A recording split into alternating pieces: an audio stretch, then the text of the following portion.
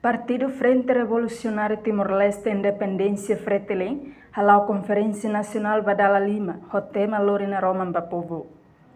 Conferência Nacional nebe realiza Salão Catedral Vila Verde Dile, sábado lorong hat fulan fevereiro tinane. Presidente Partido Fretilin Francisco Guterres Luolo, ihanya discurso hateteng, lihusi Conferência Nacional ne, quadro Fretilin hotu preparado, husi hanoing no hakubit lutan, Fretilin atu hakat bawing.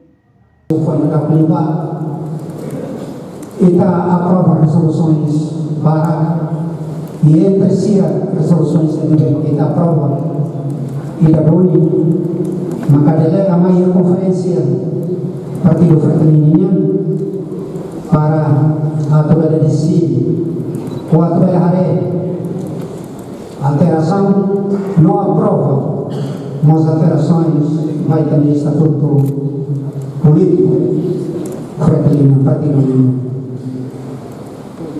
Portanto, tidak assunto tidak makawai yang tadi mesa da conferência tadi para kita terdiskut para além de assuntos terceiro ou sama kita definir estratégia política para trabalhar para oferecer tempo para secretário-geral da porta e amigo kita untuk sinawar rambut atau akat bawah misalkan kata tentang kalida maka menarisirohor kata kita ni estatuto importante.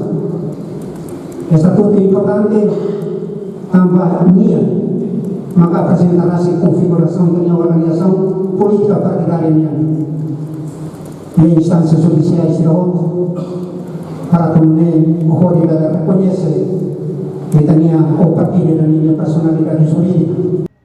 Luolo relembra, Congresso Nacional Fretilin Fulan Hirak Liuba aprova resoluções barak, neve delega da Conferência Nacional Partido Fretilin.